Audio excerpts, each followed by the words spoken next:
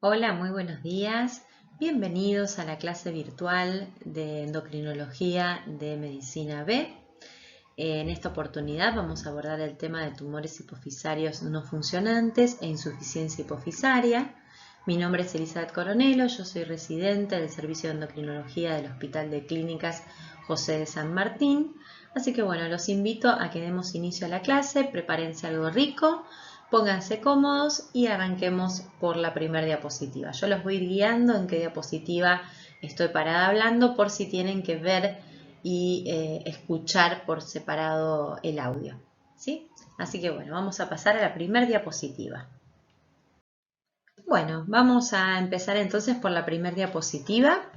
En esta diapositiva lo que intentamos hacer es un repaso anatómico, ¿sí? De dónde está la hipófisis. Nosotros sabemos que la hipófisis se va a encontrar dentro del cráneo, más precisamente apoyada sobre la silla turca, que es uno de los accidentes del cráneo, y como relaciones va a tener por delante al seno esfenoidal, que es importante tener en cuenta esta relación porque es la que nos va a permitir una de las vías de abordaje más usadas para la cirugía de hipófisis, que es la transesfenoidal, ¿sí? Con un abordaje por vía nasal. Además de esta relación, otra de las relaciones importantes, que es a partir de la cual cuando surgen alteraciones en la anatomía de la hipófisis puede darnos como clínica alteraciones visuales, es la relación que tiene con el quiasma óptico, el cual se encuentra por encima y por delante de la hipófisis. Bueno, en un corte coronal lo que vamos a ver es, bueno, por una parte la hipófisis apoyada sobre la silla turca. En relación superior a esta vamos a tener el tallo hipofisario en contacto con el quiasma óptico, por debajo el seno esfenoidal y en forma lateral vamos a tener al seno cavernoso. Recordemos que por dentro del seno cavernoso transcurren el cuarto par, la rama maxilar y oftálmica del quinto paro trigémino, el sexto par craneano y la arteria carótida interna. Es muy importante tener en cuenta estas relaciones porque las modificaciones anatómicas de la hipófisis, cuando por ejemplo aparece un tumor hipofisario que está ocupando espacio a este nivel y crece hacia el seno cavernoso, al comprimir todas estas estructuras va a dar determinada signo-sintomatología que tiene que ver con la función de todos estos pares craneanos. Bueno, y ahora yendo un poquito más a la anatomía de la hipófisis en sí misma, sabemos que va a estar conformada por un lóbulo anterior o adenohipófisis y un lóbulo posterior o neurohipófisis que está conformado por las prolongaciones de las neuronas hipotalámicas. Pasamos a la diapositiva siguiente.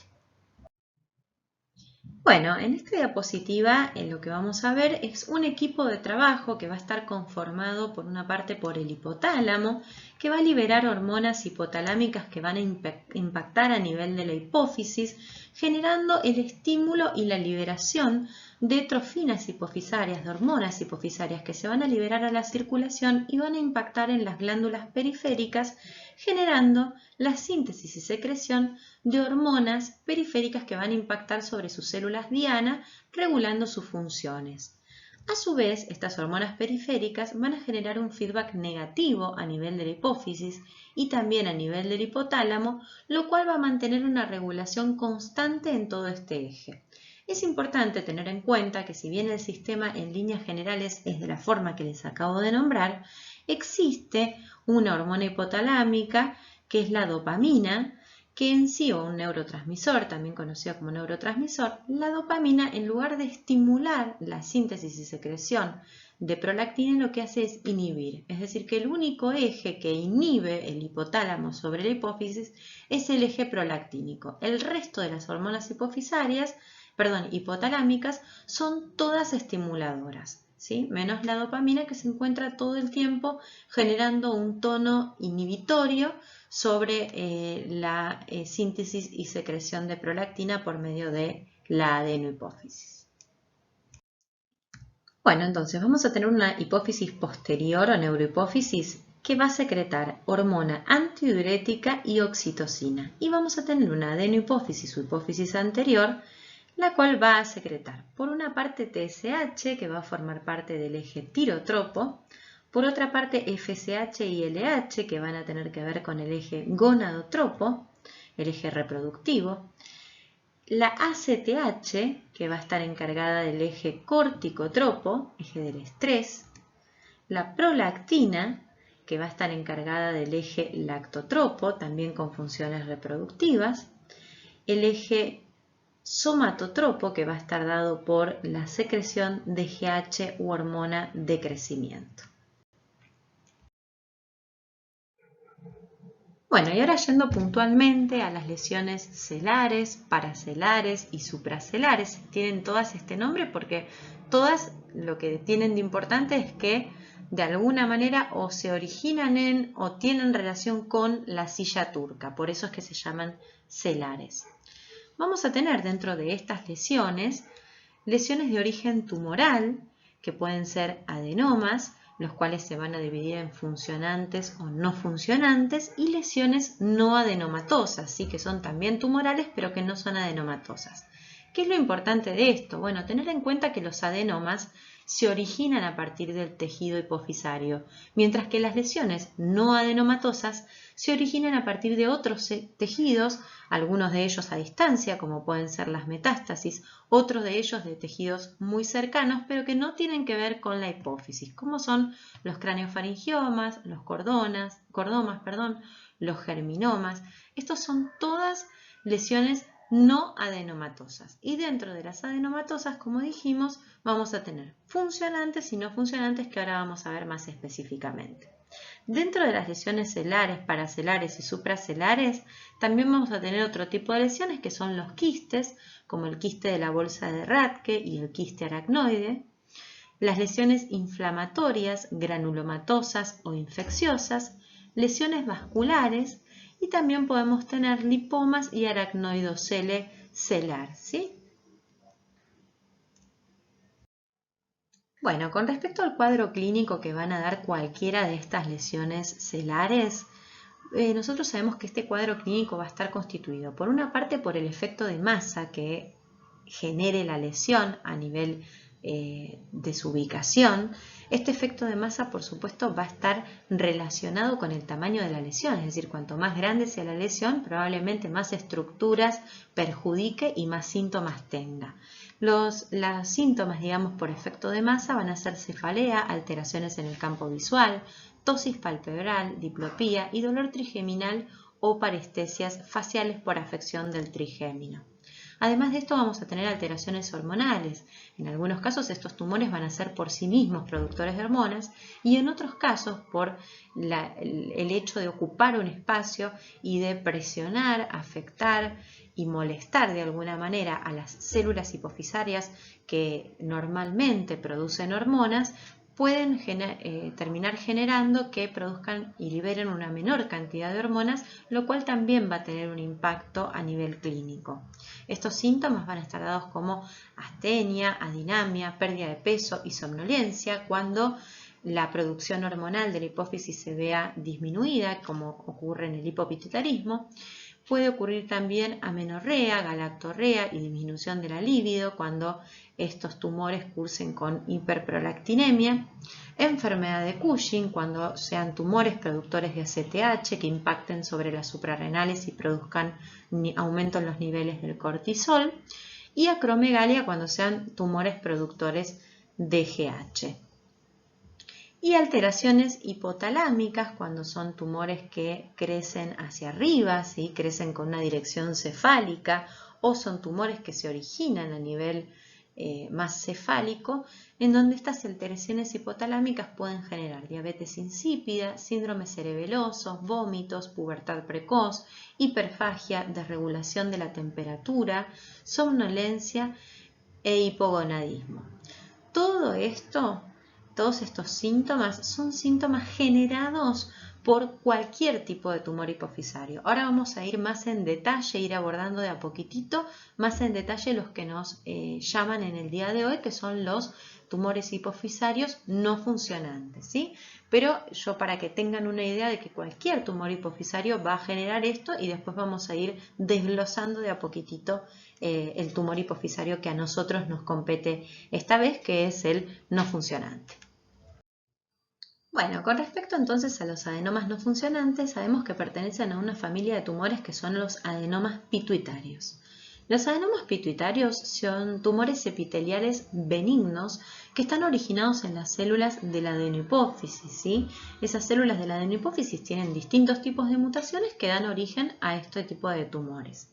Recordemos que el hecho de que digamos que un tumor es benigno, de lo único que está hablando es que tiene escasa capacidad de producir metástasis a distancia y lesiones altamente vascularizadas. Solamente de lo que estamos hablando es de eso, ¿sí? Pero no quiere decir que sean tumores sencillos de tratar, de abordar y de que no tengan que, o sea, muchos de ellos tienen un tratamiento quirúrgico porque están ubicados en una zona muy sensible, ¿sí? En una zona con estructuras vecinas muy importantes para la vida, por lo tanto muchos de ellos requieren un tratamiento quirúrgico, pero hablamos de que son benignos específicamente con respecto al tema de no dar metástasis a distancia.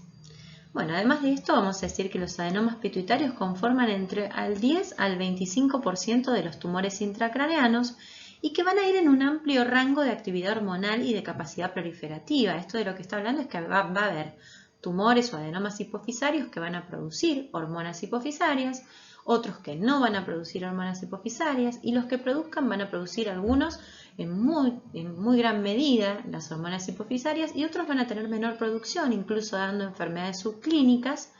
Y con respecto a la capacidad proliferativa, lo que va a generar es que haya tumores mucho más grandes, con mucho mayor impacto, y otros que tengan un crecimiento más lento, una capacidad proliferativa menor y que den tumores más pequeños, ¿sí? Vamos a ir a los adenomas no funcionantes, dijimos. Los adenomas son los tumores, los adenomas hipofisarios son los tumores hipofisarios producidos a partir de las células de la adenohipófisis, ¿sí?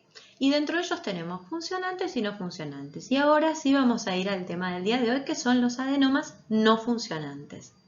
Estos van a ser del 14 al 28% de los adenomas hipofisarios, van a ser el 50% de los macroadenomas, es decir, que de los que son adenomas grandes, que son mayores a 10 milímetros, perdón, a 1 centímetro, esos adenomas, el 50 son no funcionantes, es decir, que tienen una gran cantidad de macroadenomas.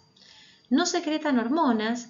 De acuerdo a la producción hormonal, pero no a la secreción de hormonas, se van a clasificar en null cells, que son aquellos que no producen ni secretan ninguna hormona, o sea, ninguno secreta ninguna. Pero los null cells tampoco producen ninguna hormona, mientras que los silentes no secretan, pero sí producen hormonas. Entonces, cuando uno opera a estos pacientes y se analiza la inmunohistoquímica, el anatomopatólogo mira al microscopio y hace todas las tinciones necesarias para abordar la inmunohistoquímica de estas lesiones, lo que se ve es que los silentes sí tienen producción principalmente de gonadotrofinas y los plurihormonales tienen producción de varias hormonas, por ejemplo, hay algunos que son secretores de, por ejemplo, prolactina y FSH o prolactina y GH, no secretores, sí productores, ¿sí? Ninguno secreta, todos van a tener esta capacidad de ser adenomas, pero de no secretar. Algunos son realmente que ni secretan ni producen, que son los null cell, y otros producen pero no secretan, como son los silentes y los plurihormonales. Después, los adenomas no funcionantes son benignos, por lo que dijimos antes, de que no tienen capacidad de metástasis a distancia, aparecen entre la segunda y la sexta década de la vida, producen una clínica que puede ir desde un incidentaloma, que es una lesión que aparece como hallazgo en un estudio que uno pide por algo en particular, para hacer, por ejemplo, no sé, una persona que tiene sinusitis y su otorrino le pide una resonancia magnética para ver sus senos paranasales y justo en el corte de la silla turca se observa una lesión hipofisaria. Eso es un incidentaloma, ¿sí? Que aparece en forma incidental en un estudio que se pidió para un estudio con sospecha de otra patología y aparece incidentalmente sin síntomas, por supuesto. Como síntomas pueden tener cefalea, como dijimos antes, por efecto de masa, alteraciones en el campo visual, déficit de las gonadotrofinas, déficit de GH, cambios en la personalidad. Recordar que también tenemos muy cerca lo que es el lóbulo frontal y muchos tienen un crecimiento cefálico. y también pueden generar anosmia, ¿sí? Que es la incapacidad para sentir olores. Como diagnósticos diferenciales, lo que uno se va a plantear en este tipo de lesiones es con las lesiones no adenomatosas, ¿sí? Que las lesiones no adenomatosas, ¿por qué? A ver, ¿por qué vamos a esto? Porque cuando nosotros tenemos estos adenomas, nosotros tenemos una lesión en la hipófisis, lo primero que hacemos es decir, bueno, a ver, ¿funciona o no funciona? Entonces, si vemos que no tiene un aumento en la secreción de las distintas hormonas hipofisarias, uno iría a creer que no funciona, ¿sí? Bueno, ahora, dentro de los que no funcionan, vamos a tener los adenomas no funcionantes, pero también tenemos, como dijimos antes, dentro de todos los tumores celares, otros tipos de tumores que son lesiones no adenomatosas, ¿sí? Como habíamos dicho, el craneofaringioma, el quiste de la bolsa de Rathke, todos estos son lesiones de tipo no adenomatosas y que tampoco tienen funcionalidad. Entonces uno para distinguirlo es bastante difícil antes de una cirugía sin ver la histología, pero uno lo que lo va a orientar a que sea una lesión no adenomatosa es que las lesiones no adenomatosas suelen tener dentro de la clínica de presentación diabetes insípida y compromiso de los pares craneales, ¿sí? Esto puede orientar más hacia una lesión no adenomatosa. Y cuando uno piensa en una lesión, en un adenoma no funcionante, uno iría a creer que la prolactina no debería estar alta. ¿Por qué? Porque no es funcionante. Pero si recordamos lo que habíamos dicho en un principio de que el eje lactotropo, el eje productor de la prolactina, se encuentra tónicamente inhibido por el hipotálamo, cuando se da un crecimiento a nivel de la hipófisis celar, paracelar, supracelar de algún tumor, estos tumores pueden impactar a nivel del tallo hipofisario, produciendo lo que se llama efecto tallo, ¿sí? Que este apretar el tallo por parte del tumor lo que genera es que disminuya la secreción de dopamina a nivel central. Como la dopamina está todo el tiempo inhibiendo al eje lactotropo, lo que va a ocurrir es un aumento en la secreción de prolactina, pero no porque el tumor per se sea un tumor, un prolactinoma, un tumor productor de prolactina, sino porque este freno que está dado por el hipotálamo sobre la hipófisis se va a ver alterado por la presión que pueda producir el tumor y esto va a terminar generando que se libere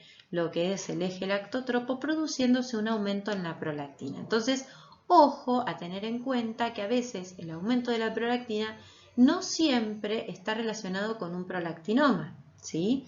Entonces, muchas veces nosotros nos vemos en esa disyuntiva y en ese decir también, bueno, ver si el tumor, el tamaño tumoral, va de acuerdo con la cantidad de prolactina que uno encuentra en sangre, ¿sí? Un tumor, por ejemplo, de 5 centímetros, hipofisario, muy grande, muy voluminoso, como es un tumor de 5 centímetros, con una prolactina de 80, que es una prolactina elevada, pero que no es lo que uno esperaría en un tumor de 5 centímetros, ¿sí? Donde uno esperaría niveles de prolactina de por arriba de, no sé, 700, 800. Entonces esto a uno lo harían pensar en, bueno, este tumor puede ser un tumor no funcionante, no productor de prolactina, y esta elevación que tengo yo de la prolactina en realidad no está dada porque el tumor produce prolactina, sino porque el tumor impacta sobre el tallo hipofisario, reduce la secreción de dopamina y esto termina aumentando lo que es la secreción de prolactina. ¿Me explico? Así que bueno, tener en cuenta que los prolactinomas suelen tener niveles de prolactina mayores de 300, ¿sí? Cuando es menor de 300 uno tiene que sospechar que no sea un adenoma no funcionante que está generando un efecto tallo. Bueno, dentro de los estudios complementarios que vamos a utilizar para estudiar una lesión celar, supracelar o paracelar, van a ser imágenes, que lo que vamos a pedir es una resonancia magnética con contraste endovenoso. El contraste endovenoso es gadolínio. La evaluación hormonal, que va a depender de la edad del paciente, de la sospecha clínica, que va a tener con una exhaustiva anamnesis y un correcto examen físico, del tamaño que tenga la lesión y además una evaluación del campo visual, ¿sí? Que esto se solicita mediante una evaluación oftalmológica con un campo visual computarizado.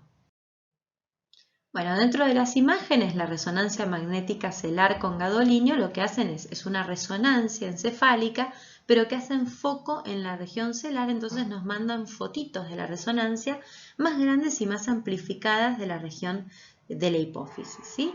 Esto es una resonancia normal para que ustedes puedan ver en comparación con una resonancia patológica. Fíjense por entre medio de las dos carótidas, en medio de las dos carótidas, que se observa en la ubicación normal de la hipófisis, por encima de ella el quiasma óptico, y fíjense cómo en la imagen de la derecha tenemos una lesión celular que crece en forma cefálica, que está directamente presionando el quiasma óptico, directamente no se puede casi ver el quiasma óptico, ¿sí? Y esta lesión no parece estar creciendo hacia la parte del seno cavernoso y la región carotida. Fíjense que tiene un crecimiento más hacia arriba. Y tengan en cuenta también, miren la formita que adopta la lesión, que uno lo hace pensar que está creciendo hacia arriba. Esta formita como de muñequito de nieve, ¿sí? Como de una pelotita abajo y otra pelotita más chiquita arriba. Que esto se da porque cuando una lesión crece hacia arriba, el diafragma celular aprieta a ese nivel y da esta imagen que pareciera ser como si fuera un muñequito de nieve, ¿sí?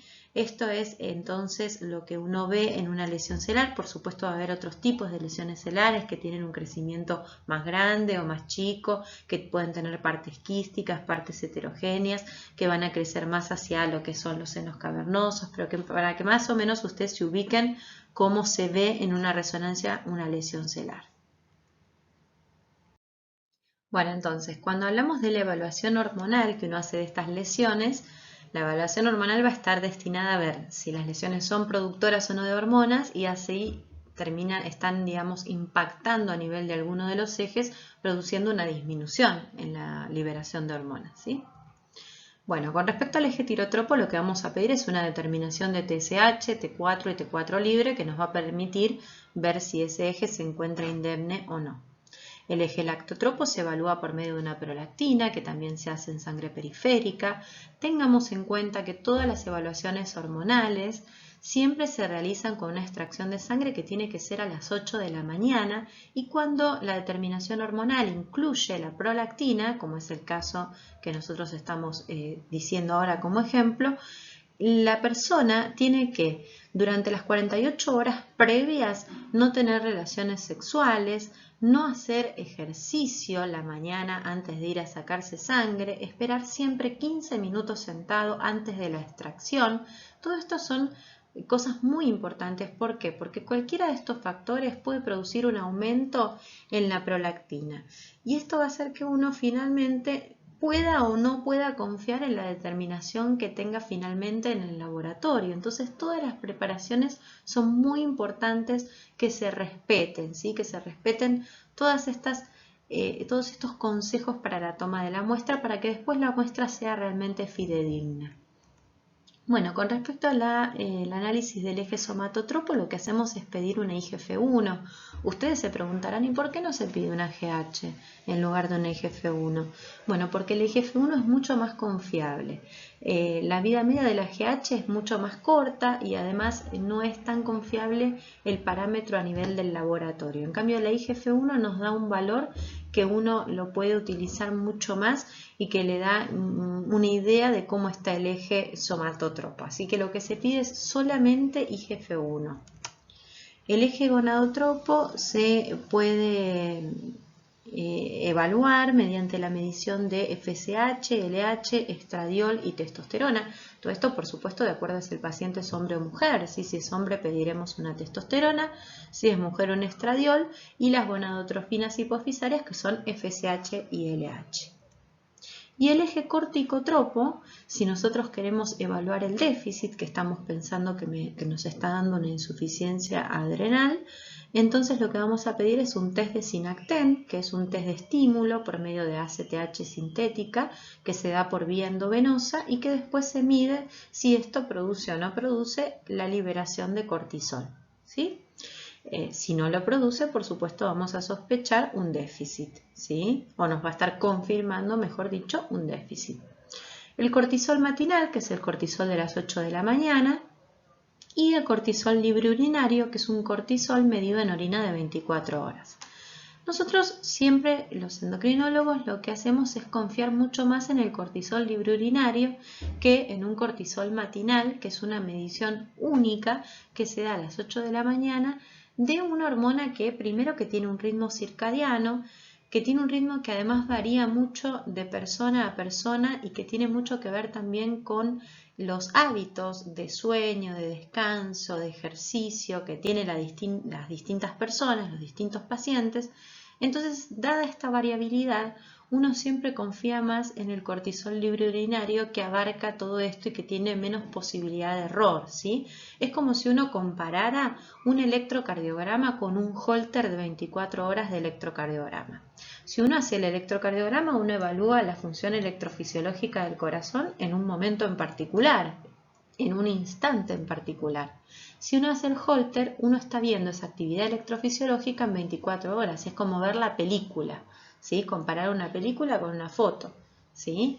Acá es lo mismo. La foto sería, o el electrocardiograma sería el cortisol a las 8 de la mañana, que es una única determinación, que además también puede ser, si la sangre está mucho tiempo depositada y se analiza en forma tardía, puede verse afectado, puede verse disminuido. Entonces muchas veces tampoco es del todo confiable comparada con un cortisol libre urinario que es en orina de 24 horas y que lo que nos está dando es una pauta de cuánto cortisol se sintetizó en todo un día. Entonces es muchísimo más confiable, ¿sí? Es como un holter de 24 horas del cortisol, para que lo entendamos, ¿sí? Para que nos sea más sencillo interpretarlo. Y para que también entiendan por qué los endocrinólogos no nos guiamos solo por la determinación del cortisol y a veces no tiene valor en sí misma una medición solita, ¿sí? Si bien uno, por supuesto, lo interpreta junto con la clínica del paciente y la signo-sintomatología, a veces hay que pedir algunos estudios un poquito más detallados. Y si uno está sospechando exceso en la producción de cortisol, uno cuando tiene alguna enfermedad que produce exceso en la producción de cortisol, como es por ejemplo la enfermedad de Cushing, lo que uno tiene que evaluar es la producción de cortisol, que tiene que estar aumentada, eso lo hacemos con el cortisol libre urinario en 24 horas, la supresibilidad, lo que tienen los tumores productores de ACTH, que generan un hipercortisolismo, es que pierden la supresibilidad. Esto quiere decir que este eje que tenía, como vimos en una primera diapositiva, que tenía este feedback negativo en donde el cortisol impacta a nivel hipofisario e hipotalámico, disminuyendo la secreción de ACTH y termina disminuyendo, digamos, o inhibiendo el total del eje, esta supresibilidad se va a ver alterada y estos ejes este eje dañado pierde esta capacidad de supresibilidad. Eso se evalúa con un test de Nugent. El test de Nugent consiste en hacer una extracción de sangre a las 8 de la mañana con una determinación de cortisol en sangre, habiéndole dado al paciente la noche anterior, a las 23 horas, 1 miligramo de dexametasona. Este miligramo de dexametasona es como si uno le diera el cortisol, ¿sí? Ustedes ubíquense dentro del eje y piensen que uno le aumentó el cortisol. Ese cortisol aumentado impacta a nivel de la hipófisis y a nivel del hipotálamo y lo que hace es inhibir el eje. Entonces, de esta manera, el cortisol al otro día, ¿cómo tendríamos que encontrarlo si se inhibe el eje? Bueno, el cortisol tendría que estar bajo o, como nosotros le decimos, suprimido. Cuando se pierde esta capacidad de supresibilidad y uno hace el test de Nugent y al otro día encuentra cortisoles altos, entonces es muy probable que se haya perdido esta supresibilidad y que el paciente tenga alguna patología como síndrome de Cushing o alguna patología secretora de ACTH, ¿sí? O sea, que se encuentre alterado este eje pero en exceso. Y también lo que uno hace es evaluar el ritmo. El ritmo también puede verse alterado en este tipo de patologías. No en los adenomas, o sea, recordemos que yo estoy dando un pantallazo de la evaluación de un tumor hipofisario. El adenoma no funcionante es no funcionante, pero cuando uno lo estudia desde cero, tiene que descartar que no sea funcionante. Y una de las posibilidades de que sea funcionante es la enfermedad de Cushing, ¿sí? Entonces, Una enfermedad de Cushing además pierde el ritmo. Nosotros sabemos que tenemos un ritmo circadiano donde los picos de cortisol se van a dar a las 8 de la mañana, vamos a tener un segundo pico más bajito que será alrededor de las 3 de la tarde y después a las 11 de la noche tenemos el valle más grande de cortisol, en donde el cortisol está bien bajito, que es donde nos agarra sueño, ganas de descansar, ¿sí? Entonces, nosotros hacemos un cortisol salivar nocturno a las 23 horas y si este cortisol no está bajito a esa hora, también nos está indicando que se ha perdido el ritmo circadiano, ¿sí? Todo esto nos estaría hablando de una enfermedad productora, o sea, de un tumor hipofisario productor de ACTH, que nos daría el diagnóstico diferencial de una masa celular no funcionante, o sea, esto es para separar. Bueno, y el otro estudio que uno va a hacer es un campo visual computarizado, que lo que nos va a permitir es ver la indemnidad de todo lo que es la vía óptica, ¿sí? Entonces, el campo visual normal, cuando uno lo pide, lo que le va a venir junto con un informe es esta imagen que vemos en la parte superior. Eso es un campo visual normal. Y después en la parte inferior tenemos las distintas alteraciones del campo visual, donde ustedes ven manchadito en negro toda la parte que el paciente no está viendo, ¿sí? Entonces, a medida que se producen las distintas alteraciones de la vía óptica, nos va dando a distinto nivel un patrón característico en el campo visual, en la afección del campo visual, en donde la alteración a nivel del quiasma óptico, que es lo que nosotros vamos a ver en general cuando tenemos tumores hipofisarios, celares, paracelares, supracelares, es una afección a nivel del quiasma, lo cual va a dar característicamente una hemianopsia bilateral de tipo temporal, ¿sí? O sea, es hemianopsia porque se pierde la mitad del campo visual, es bilateral porque afecta a los dos ojos y es de tipo temporal, o sea, lo que se pierde es la visión de la parte externa, ¿sí? Y esto es por afección del quiasma óptico. O sea que esto es lo que uno esperaría ver en un campo visual, esperaría ver o temería ver en un campo visual si el campo visual está afectado por una lesión de tipo hipofisaria, ¿sí?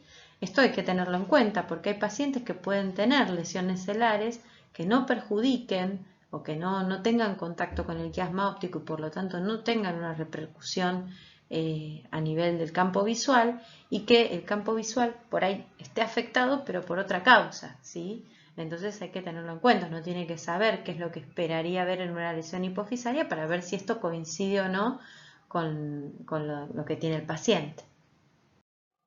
Bueno, como muchas de estas lesiones tienen una resolución quirúrgica, en esa cirugía se toma una muestra de la lesión y esto después es analizado por un anatomopatólogo con un microscopio óptico y con distintas tinciones. Y el anatomopatólogo después nos va a otorgar un informe de esto que vio en el microscopio óptico describiendo la pieza quirúrgica en forma macro y microscópica, ¿sí? En donde vamos a hablar de una inmunohistoquímica. La inmunohistoquímica consta de determinados tipos de tinciones que utilizan los anatomopatólogos y lo que nos van a describir es si esta lesión es productora o no es productora de hormonas hipofisarias, ¿sí? O sea, si es secretora o si no es secretora, nosotros ya lo analizamos en un paso previo haciéndole un análisis a la persona en sangre periférica. Eso nos habla de si la lesión secreta o no secreta, que nuestras lesiones que vemos en el día de hoy, que son las adenomatosas no funcionantes, son no secretoras, ¿sí? Pero como hablamos antes, vamos a tener aquellas que son las null cell, que son las que no producen tampoco ningún tipo de hormona hipofisaria, y aquellas que son las silentes, que son aquellas que sí producen hormonas pero que no las secretan. Entonces, en esos casos, la inmunohistoquímica va a dar positiva para producción de algún tipo de hormona, ¿sí? Por lo general son hormonas gonadotropas, ¿sí? Que son la FSH y la NH. Bueno, entonces la inmunohistoquímica nos va a importar y además de esto nosotros vamos a querer saber cuán agresivo es ese tumor. La agresividad de estos tumores está medido por el índice mitótico, por la capacidad que tengan de crecer, ¿sí? Y esto lo va a dar el índice mitótico, la medición del Ki-67, en donde un Ki-67 mayor de 3 nos está hablando de que es una lesión más agresiva, por decirlo de alguna manera, porque tiene un crecimiento más rápido, y el P53, ¿sí? Que también habla de lo mismo, ¿sí? Estos distintos parámetros van a venir en el informe anatomopatológico y nos van a dar una visión también de qué tipo de lesión es a la que nos estamos enfrentando. Bueno, con respecto al tratamiento hay que tener en cuenta que vamos a contar con varios tipos o líneas de tratamiento y que la decisión de cuál tratamiento le aplicamos a cada persona depende de ese paciente, de la edad del paciente, de si tiene o no tiene alteraciones visuales, del tamaño tumoral, del crecimiento de ese tumor a lo largo del tiempo. Todo esto hace que se vayan tomando decisiones terapéuticas distintas, ¿sí? Como tratamiento, el tratamiento de primera línea o lo que uno suele optar, principalmente si el paciente tiene alteraciones a nivel óptico, es que hay que operarlo, ¿sí? A ese paciente. Es uno de los criterios que a uno le determinan que el tratamiento debe ser quirúrgico. El tratamiento quirúrgico lo realiza un neurocirujano y el neurocirujano va a tener distintas vías para abordar un tumor hipofisario, donde la vía de preferencia suele ser la transesfenoidal, donde por medio de la nariz acceden al seno esfenoidal y a través del seno esfenoidal pasan a la silla turca y hacen la resección del tumor hipofisario. Esta vía suele ser la de elección porque es la que tiene menor cantidad de morbimortalidad, ¿sí? Y de complicaciones quirúrgicas. Pero bueno, también pueden elegirse otro tipo de vías como por ejemplo las transcraneal.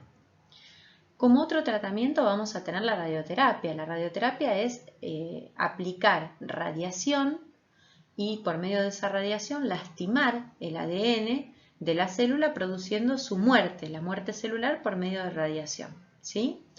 Esta radioterapia se puede dar en casos en los cuales quede un remanente luego de la cirugía o en casos donde luego de la cirugía, años después de la cirugía, se ve que aparece un nuevo tumor que se llama recidiva, ¿sí? En cualquiera de estos dos casos se puede optar por elegir radioterapia. Muchas veces cuando aparece una recidiva uno elige hacer una nueva cirugía, ¿sí? Pero a veces, de acuerdo a las ubicaciones, si uno tiene en cuenta que muchos de estos tumores se encuentran muy cercanos a estructuras vitales, como puede ser la carótida interna, esto hace que una cirugía no pueda el cirujano resecar todo el tumor porque al resecarlo corre un alto riesgo la vida del paciente, porque si llega a lacerar, a tocar la carótida interna, puede llegar a correr riesgo la vida del paciente. Entonces el neurocirujano muchas veces no puede resecar todo el tumor y hay que ayudar con radioterapia. Y otro de los tratamientos es el tratamiento farmacológico que se va a dar con agonistas dopaminérgicos como la cabergolina, ya que estos tumores, si bien no son secretores de prolactina, sí tienen receptores para la dopamina y la dopamina es inhibitoria, entonces se utilizan agonistas dopaminérgicos como la cabergolina y también tienen receptores para somatostatina, por lo que se pueden utilizar análogos sintéticos de somatostatina como es el octreotide.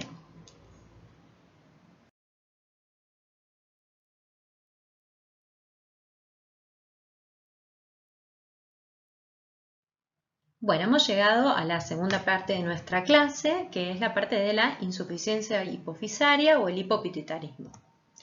El hipopituitarismo va a resultar en una disminución de la secreción de una o de más hormonas producidas por la hipófisis, ¿sí? Es decir, que vamos a tener una hipófisis que va a estar trabajando de menos en una de los ejes o en más de uno. Si la falta es total de la función hipofisaria se llama panhipopituitarismo. Si el déficit es de uno o de varias de las hormonas hipofisarias se llama hipopituitarismo parcial. Y el déficit de una hormona en particular, o sea, de la afección de solamente uno de los ejes, se llama hipopituitarismo selectivo o AIS. Bueno, con respecto a la prevalencia del hipopituitarismo, las manifestaciones son frecuentemente sutiles e inespecíficas, lo cual hace que el hipopituitarismo sea subdiagnosticado o con un diagnóstico tardío, por lo que la prevalencia es difícil de estimar. pero de todas formas se estima que la prevalencia del déficit pituitario es de entre 29 a 45 cada 100.000 habitantes por año. Bueno, cuando hablamos de las etiologías que dan lugar a un hipopituitarismo, vamos a tener entonces defectos congénitos en el desarrollo de la hipófisis o del hipotálamo, como pueden ser alteraciones de los HEAD-PIT1, PROP1, CAL, que es el que da origen al síndrome de Kallmann, que está conformado por un hipogonadismo hipogonadotrófico acompañado de anosmia o hiposmia, y la hipoplasia pituitaria, así que es la falta de desarrollo de la hipófisis. También podemos tener enfermedades adquiridas hipotálamo-pituitarias, como pueden ser las lesiones infundibulares, los tumores pituitarios, las lesiones mecánicas o compresivas, las lesiones vasculares, todas lesiones que sean celares, paracelares, supracelares que terminen afectando en forma mecánica, compresiva y lindera a la hipófisis y a su funcionalidad, por supuesto. La radiación también puede ser una de sus etiologías y lesiones infiltrativas o infecciones, enfermedades infiltrativas o enfermedades infecciosas. Sin duda, la causa más frecuente del hipopituitarismo es el tumor pituitario y su tratamiento ya sea quirúrgico o radiante. Bueno, con respecto a la clínica del hipopituitarismo, vamos a decir que en principio los signos y síntomas van a ser variados porque van a depender del número de ejes que están afectados, de cuáles son los ejes que se afectaron. Entonces, vamos a decir que va a formar parte de una condición heterogénea, es decir, va a tener distinta presentación que va a depender de todas estas características y que depende principalmente de cuál es la enfermedad que le da origen, cuál es la etiología del hipopituitarismo, cuántos ejes están afectados y cuáles están afectados, porque eso también va a dar la clínica, y la severidad de afección de estos ejes, porque los ejes no dejan de funcionar a todo o nada. Hay algunos ejes que quedan funcionando, pero en menor cantidad. Entonces, todo esto es lo que va a dar origen a la clínica de presentación del hipopituitarismo. Bueno, entonces vamos a ir analizando uno a uno, ¿sí? Si tenemos un déficit del eje somatotropo, lo que vamos a encontrar en estos pacientes es que se ve una disminución a nivel de la calidad de vida. Los pacientes relatan que tienen alteración en el sueño, suelen tener aislamiento social, disminución de la masa magra, con disminución de la posibilidad de hacer ejercicio por debilidad muscular, disminuye su capacidad aeróbica, su tolerancia al ejercicio, lo cual hace que opten por dejar de hacer ejercicio. Obesidad, predominio visceral, que puede ir acompañada de insulinoresistencia, aterosclerosis carotídea, dislipemia, disminución del fluido extracelular y osteopenia con aumento de la frecuencia de fracturas. Todo esto se ve cuando el eje afectado es el somatotropo. Bueno, cuando hablamos de alteraciones del eje gonadotropo, ¿sí? De un déficit del eje gonadotropo, por supuesto vamos a tener distintas manifestaciones si el paciente es mujer o varón. El déficit gonadotropo en hombres va a ir acompañado de disminución en la libido, impotencia, infertilidad, disminución del rasurado, fatiga o cansancio, disminución de la masa ósea, la piel suele estar pálida y fina. Tenemos también disminución a nivel del vello axilar, facial, púbico, que esto se caracteriza por el hecho de que el paciente refiere una disminución del rasurado. Puede aparecer ginecomastia, los testículos suelen estar blandos y pequeños, disminución del tamaño prostático y atrofia muscular con debilidad o disminución de la capacidad o de la resistencia al ejercicio físico. Bueno, a diferencia de lo que ocurría en los varones, cuando hablamos de un déficit gonadotropo en mujeres, va a ser más fácil de evidenciarse. ¿Por qué? Porque a la mujer le va a llamar más la atención los desórdenes menstruales, ¿sí? Como puede ser una amenorrea secundaria, una amenorrea o una oligomenorrea, ¿sí? ¿Qué quiere decir? La amenorrea es la ausencia de la menstruación y se llama secundaria cuando la mujer ya ha menstruado a lo largo de su vida y en un momento deja de menstruar. Entonces, se hace el test de embarazo, ese test le viene negativo y nos viene a consultar, ¿sí? Porque esto la preocupa. Entonces muchas veces se pone más en evidencia el déficit gonadotropo en una mujer que en un hombre, donde los síntomas en el hombre son menos característicos y por ahí también el hombre tarda un poquito más en consultar. El déficit gonadotropo en mujeres entonces va a ir acompañado, como dijimos antes, de los desórdenes menstruales, de infertilidad, de disminución de la libido, de atrofia mamaria y vaginal, que puede ir acompañada de dispareunia y de dificultad para tener relaciones sexuales, y de osteoporosis, que se va a ver también en aumento de la incidencia de fracturas, ¿sí?, en esta población de mujeres con déficit gonadotropo. El déficit tirotropo se va a ver manifestado por una intolerancia al frío, es un hipotiroidismo, ¿sí? Entonces lo que va a tener es intolerancia al frío, constipación, astenia, aumento de peso. Todos estos síntomas siempre ustedes acuérdense de preguntar, ¿tiene aumento de peso pero hizo algún cambio en su vida? ¿La persona está comiendo más? ¿Ha dejado de hacer ejercicio? Bueno, también puede tener parestesias, enlentecimiento psicomotor, se nota más lenta, más letárgica, aumento en el sangrado menstrual, puede manifestar que tiene piel seca, pálida y fría, edema periorbitario, bradicardia, el cabello seco con caída del cabello, hipotermia, estupor, depresión respiratoria. Bueno, todo esto, hipotermia, estupor, depresión respiratoria e hiponatremia, ya son casos donde es un déficit tirotropo muy importante, ¿sí? Casi llegando a lo que es el coma mixedematoso, ¿sí? Entonces, bueno, no necesariamente no pensemos que directamente nos vamos a encontrar con eso, sino que una paciente que tiene algunos de los otros síntomas ya nos puede estar hablando o sugiriendo un déficit tirotropo. El déficit corticotropo en el paciente que tiene un hipopituitarismo con afectación del eje corticotropo lo podemos dividir en una etapa aguda, donde este déficit es de instauración aguda, que se va a caracterizar por debilidad, astenia, mareos, náuseas y vómitos, síntomas de neuroglucopenia, hipotensión ortostática con bradicardia y shock. Esto suele aparecer en el agudo, mientras que en el crónico lo que vamos a tener es debilidad, astenia, mareos, náuseas y vómitos, pérdida de peso, anorexia, cefalea y principalmente el déficit corticotropo va a estar acompañado como uno de los síntomas más importantes de dolor abdominal.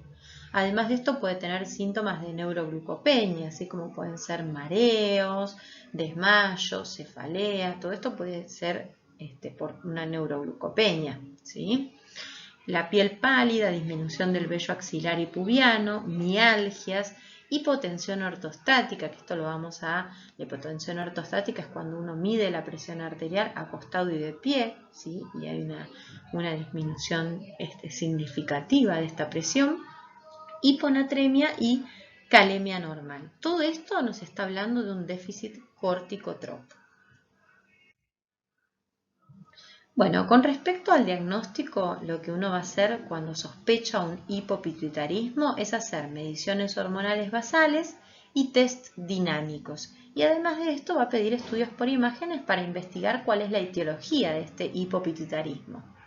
Como diagnósticos diferenciales, cuando tenemos un hipopituitarismo, podemos pensar en un síndrome de impregnación, en una depresión o insuficiencias hormonales primarias. Es decir, recordemos que muchos de los síntomas, por ejemplo, si uno tiene déficit del eje tirotropo, los síntomas es en realidad un hipotiroidismo, ¿sí? Entonces, el diagnóstico diferencial es que no sea un hipotiroidismo primario, por ejemplo, ¿sí? Que la paciente tiene un hipotiroidismo pero que no es central, que es a nivel de la glándula periférica, ¿sí? A su vez, muchos de los síntomas dijimos que tienen que ver con astenia, con cansancio, con disminución de la calidad de vida, y esto se va a ver también en un síndrome de impregnación, en una depresión. Entonces muchas veces son diagnósticos diferenciales de todas estas otras patologías. La evaluación bioquímica basal de un hipopituitarismo va a constar de un cortisol sérico matinal, de una medición de ACTH, de un cortisol libre urinario en orina de 24 horas, de una TSH, T4 total y o T4 libre, de testosterona total, LH y FSH en hombres, de LH, FSH, estradiol y progesterona en mujeres, de prolactina y de una IGF-1, que siempre el IGF-1 tenemos que tenerlo en cuenta que se modifica con respecto a la edad y al sexo del paciente. Con respecto a los test dinámicos, son test donde uno da un estímulo y después hace una medición de una determinación en particular, ¿sí? Entonces, para medir, por ejemplo, los niveles de GH y de cortisol, si uno sospecha hipopituitarismo a nivel de estos ejes, lo que se hace es la hipoglucemia insulínica, donde se le administra insulina al paciente a razón de 0,1 unidad internacional por kilo y se mide la GH. Como todas las hormonas hipofisarias son hormonas hiperglucemiantes, o sea que tienden a subir los niveles de la glucemia, cuando uno cae la glucemia se estimulan todos los ejes. Entonces lo que hace uno es con la insulina hacer que caiga la glucemia y que se estimulen los ejes. Y lo que se debería ver es que la producción de GH aumente por encima de 3 y la producción de cortisol aumente por encima de 20. ¿Sí? Este test se ha dejado de usar o ha caído en desuso porque es peligroso, porque uno no está dejando de producir en el paciente una hipoglucemia, ¿sí? con insulina exógena. Entonces ha caído en desuso. Pero bueno, para que sepan, este es uno de las posibilidades de evaluación y su fundamento es que al ser las hormonas hipofisarias hormonas hiperglucemiantes, uno desencadena la acción de estas hormonas por medio de la producción de una hipoglucemia. Otro de los test dinámicos es la administración de GHRH arginina, que también se le administra GHRH sintética a razón de 1 microgramo por kilo, junto con arginina a razón de 0,5 gramos por kilo, de forma endovenosa, y todo esto tiene que producir un estímulo en la secreción de GH, donde uno debería encontrar una GH que esté por encima de 4. ¿Sí? Bueno, si no lo encuentra así, es que hay un déficit en la producción de GH.